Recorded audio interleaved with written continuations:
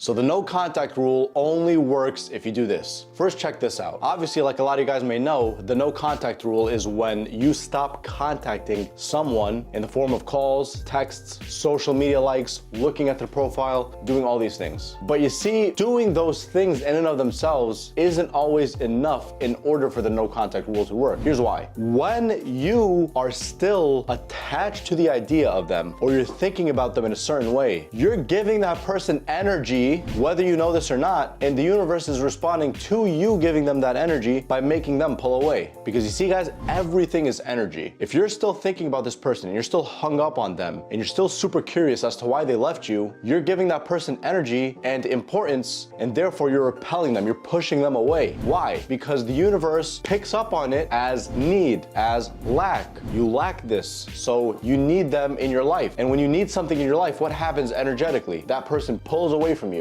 and is repelled by you. And if they're repelled by you, how could you attract them? You can't. It's impossible. So when you're applying this no contact rule, you need to get to that point of not giving them any energy, or at least being on the path to not giving them energy and starting to get over them. And the only way, in my opinion, that you can do this is when you get introspective. That's the only way. Getting introspective meaning you're shifting your focus from focusing on them to focusing on yourself. And when you start focusing on yourself, your attention becomes to yourself and less on them. And the less it is on them, the more the universe is going to send that person that message that you're not focusing on them, you're not pulling away. They feel that something's off. You're not in need of them, even though you've done nothing. Either way, you're in no contact, right? This all happens energetically. And then and only then can they start to come back into your life and start chasing you. But here's what you have to do. First, in order for this to happen, you obviously have to apply the no contact rule physically. What do I mean by this? I mean you have to stop calling, stop texting, stop liking their stuff on social media, stop even looking at their accounts on social media, guys. That's another huge one that's super overlooked. You have to stop looking at their stuff on social media, because the more you're looking at their stuff, the more you're sending them energy. And the more you're sending them energy, the more they can pick up on that energy. When they pick up on it, they get repelled and they leave. The way to do that, you have to just stop contacting them in any way, shape, or form. Whether it's physically contacting by call and text, whether it's liking their posts, whether it's even looking at their profile. Because when you're looking at their profile, you're in such an anxious state. You're in such a needy state. You're such a desperate state. And when you're desperate and needy and you're full of all this energy of want and lack, what do you think that's doing to them? It's sending them the energy through the universe that you don't believe you could get them. And if you don't believe you can get them, the universe is going to be like, all right, let me make them repel. They're going to feel it. So the first step, don't call, don't text, and make that option for either Instagram, Facebook, whatever it is, to limit or to not allow yourself to be able to see what they're doing. Whether it's their stories, whether it's their posts, I think it's called restrict their access. Because when you do that, you're not going to be compelled to look at their stuff, because you're going to have to go through a bunch of loopholes and like unrestrict them or whatever. And also, when you do this to yourself, you win either way, because if you have normal access to them and you keep accessing their profile and you see that they're having a good time, this could many times mess you up in the head, because you're going to think that they're having a good time without you, with another significant other potentially. And that's really going to mess you up. It's going to mess you up in the head. So instead of allowing yourself to go through that, don't even open up that door. Close it shut. I'm not saying to block them, because if you're blocking them, that's kind of childish. It's like, all right, I don't want you again in my life. I'm going to close that door completely and I'm not going to allow you to contact me again. Don't do that. Just restrict them, and they're not going to know that you restricted them. Limit your access to them. And so as you do this, that's step number one. When you move on to step number two, when you get introspective, where you're focusing on something that you're dedicating your full attention and time to, you're naturally going to pull away from them and more into yourself, because you can't focus on two things at once fully. You can't. It's impossible. I remember for me years ago when I went through this, I had to focus on my exam, my licensing exam to become a pharmacist. So my focus, instead of it being on my ex, I had to devote it to my exams to become licensed, because it was serious. And sure enough, months after the breakup, a couple months, I think it was 3 months after the breakup, when I was super focused on the licensing exams, it's not that I fully stopped focusing on her, it's that I stopped actively doing it, because I was focused on these exams and I was like, all right, I really need to pass this to become licensed. And sure enough, when I devoted my time and attention to that, guess who ended up popping back up in the picture? Guess who sent me a text? She did. Out of nowhere. One day after I finished studying, it was like at 12 or 1 a.m. I'm not even kidding. She sends a text. Was I interested in her at that point? No, I wasn't, but that's besides the point. The point is, they came back due to no contact.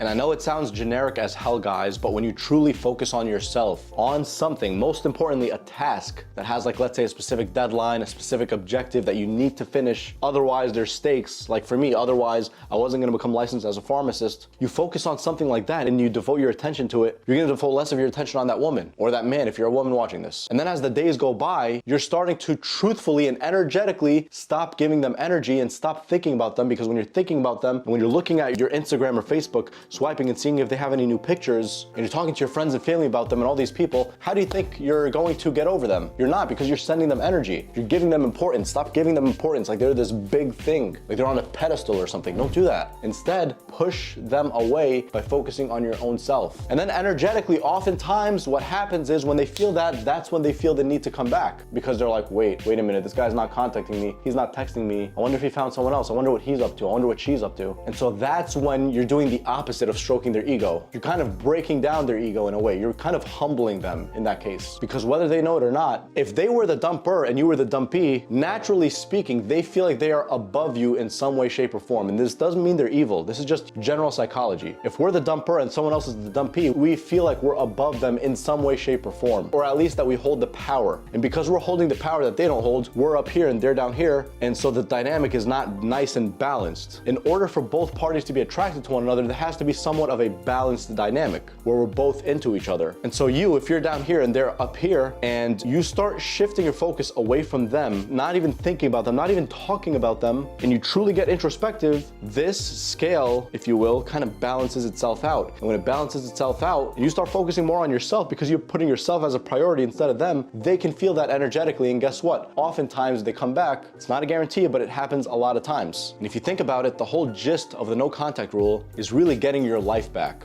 lifting yourself back up, getting your shit together, putting yourself as the star of your own movie, the director of your own movie, instead of that person who's on a pedestal, who has some sort of a grandiose feeling about themselves because you gave them that grandiosity. But instead, when you're focusing more on yourself, you started not contacting them or texting them, you started not looking at their social media, you started focusing on yourself truly with a specific task that has a specific deadline, naturally you're going to start shifting away and looking within yourself. When you look within yourself, they feel that. And when they feel that, what happens? Oftentimes, they come back just like that. Because energetically, there's a disturbance between who you were and who you are right now. And they're trying to figure out what that is. Why are you so happy, for example, on social media? If they see, for example, that you're posting pictures and you're having a good time without them, they may think, who's he or she having a good time with? Why are they not contacting me? Is there someone else in their life? Is there someone new in their life? Now, again, first of all, just to reiterate my point, I'm not saying to post a picture or post a story just to make them jealous. No, that's super stupid. And as a matter of fact, it's actually giving them energy because you're doing it from lack, not from authenticity. But if you're just having a good time naturally and you're just posting that picture and you're focusing on other things and other people instead of that person, oftentimes it makes that person come back. And that's why the no contact rule works in that case. It doesn't only work if you're just not contacting, not texting them, and that's it. What if you're not contacting and not texting, but you're thinking about them all the time? You're looking at their social media all the time. You're looking at the old texts all the time. That's giving them too much energy, giving them too much importance. Instead, when you're focused on yourself from within, you're naturally not giving them as much importance. And that's what's good. That's what's healthy for you. That's what's better for you. And then that's what's truly going to cause them to come back. The universe recognizes it and it goes, wait, it sends them a signal. And they're like, something's wrong. I'm thinking about them all of a sudden. What's going on in their life? They're not texting me. They're not doing this. They're not chasing after me like I expected. Because guys, after a breakup, typically the dumper, like I said, they have this feeling of grandiosity that they're above you. And again, this doesn't mean that they're a bad person. This is just general psychology. And then that feeling causes them not to want to call or text you because they feel like you're beneath them. But then with time, you stop giving them that attention. They're like, oh, they're starting to question their own worth. And now that they're questioning their own worth, they want to reach out to you to kind of get it back. You see, guys, that's how the no contact rule really works. It's not just about not calling or texting. It's about truthfully going no contact and truthfully putting that energy onto yourself instead of on them. And then when you do that, that's oftentimes what causes them to come back because of curiosity and because they feel like they've been missing out on something that's super special.